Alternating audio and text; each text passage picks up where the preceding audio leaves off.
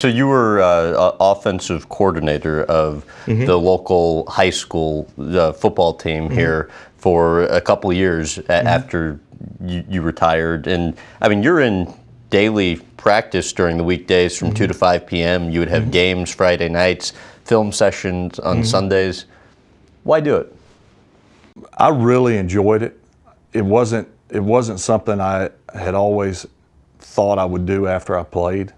The head coach here, who's still the head coach, he's been a head coach in Mississippi. He's a legend. His name's Neville Barr. All the years that I got ready to go back and play and ESPN was camped out and all that stuff, all that footage was at Oak Grove. And Neville, years and years ago, was gracious enough to allow me to come work out there with the kids.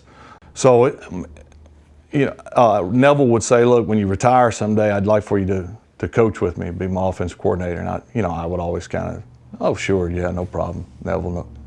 But back in my mind, I was like, no way, no way. And so when I retired, he came calling. And at first I told him no. My first year I didn't coach. And then he said, come on, I really just, and I knew he was getting to the latter part of his career. He'd never won a state championship, had gotten close. It was a challenge, and I knew the commitment, the time commitment. I knew it was not like college or pros where you're there from daylight to dark and then some, and it's a year-round job. So I said, okay, I'll try it. And I just committed to being there every day. And honestly, I didn't know what in fact, I told Deanna like the first night, I said, like the night before our first practice, I said, I don't know what kind of coach I'm going to be. I knew football. But that and how you relate it to someone are two different things. How I digest things and understand it and try to relate that to you may go, I have no idea what you're talking about. You're not a good teacher, So that was the big challenge for me. Tell about what you were told by your Packers head coach when you were a young Packers quarterback and how that influenced how you handled the situation with one of the young quarterbacks you were coaching. Yeah, and you're probably referring to when Mike Holmgren basically put it in the simplest way. I was good at times. I was not so good at times. I was up and down, and I can't remember the exact game, but it was in my second year, and the coaches more or less had voted, and I don't know exactly how it went down, but more or less voted that let's go with the other quarterback. And so Holmgren was like, you know what?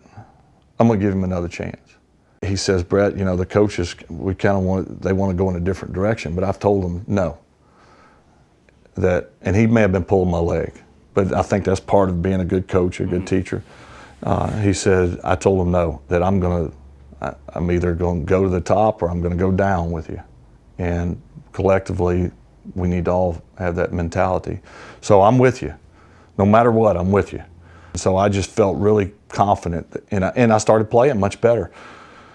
That really happened my first year as a coach here at Oak Grove, and our young quarterback, our last game, we were not going to the playoffs, but he had one more year remaining. He had showed tremendous upside, but he also had a great kid. I love Kirk to death. We had a lot of fun together. But they're ready to bench. I said, look, give him one more chance, and let me talk to him. And they said, okay, because every coach had voted to let's get ready for next year with the other guy. And I went and pulled Kirk aside, and I told him, and I told him the truth. I said, look, they're ready to not only bench you, but run you off. You're whining, you're complaining. It's someone else's fault. You need to decide what you want to do. If you want to play, I'm behind you. I'm going to let you play the second half. And this is your chance to show them what you can do. We're not going to playoffs. And he said, okay, Brett, I'll do what I can. And he played lights out the second half. The following year, he has a great year. We won the state championship. And winning that state title was far more satisfying, though, than you would have ever expected. You know what? It was It really was special. It was different because I'd been a part of a Super Bowl winning Right. team, and that it's hard to compare Right. to that. But in a weird, smaller sort of way, it felt the same. And that's, I think, from a coaching or from a teaching standpoint, that's why you do it.